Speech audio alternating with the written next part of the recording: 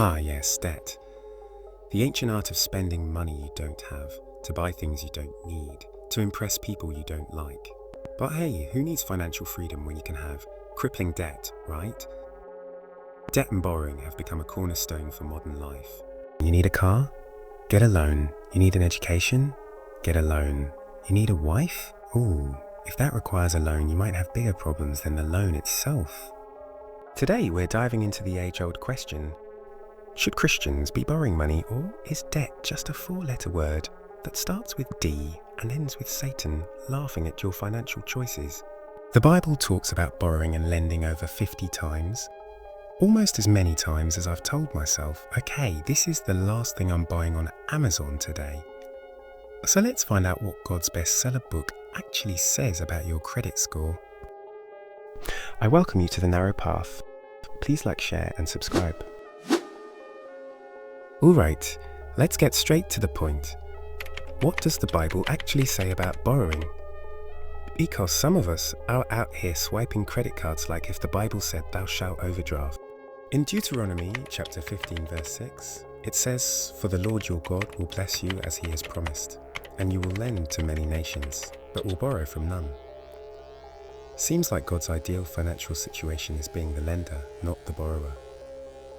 Next we got Proverbs chapter 22, verse 7 that drops a truth bomb. The rich rule over the poor, and the borrower is the slave of the lender. Oh, now Solomon didn't sugarcoat that one. If you borrow money, you're basically signing up for voluntary slavery. The lender says jump, you say how high? The lender says give me your paycheck, you say take my soul while you're at it. According to this, lending is a sign of blessing, borrowing not so much. So if you're constantly borrowing, either God is testing your faith or your Amazon shopping habits need an exorcism.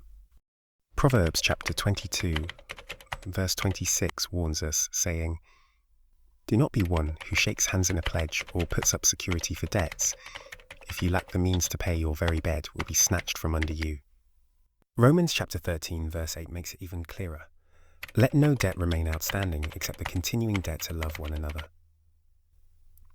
Paul's basically saying, pay your bills on time, people. The only tab that should stay open indefinitely is your love tab. Everything else, close it out.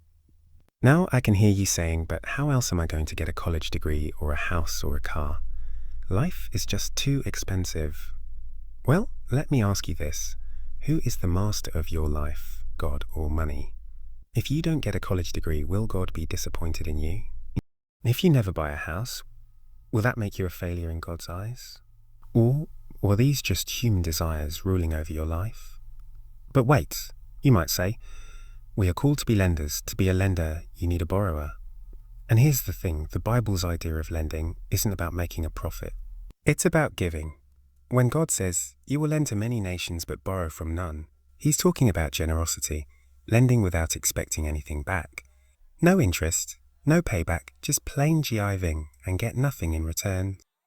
So should Christians borrow money? No, Christians shouldn't borrow money. But if they must, they should pay it back as soon as possible, so they are no longer someone else's slave. Imagine this. You take out a mortgage, move into your dream house, and a month later, God calls you to serve in another country. But now you're stuck. You can't go because you have a massive debt to pay. Debt doesn't just cost money, it can cost obedience. But that's just my understanding. What do you think? Let me know in the comments. If this video helped you think differently about your finances and faith, hit that subscribe button faster than Peter denied Jesus. Except, you won't regret it 3 times. And remember, in God we trust, everyone else pays cash.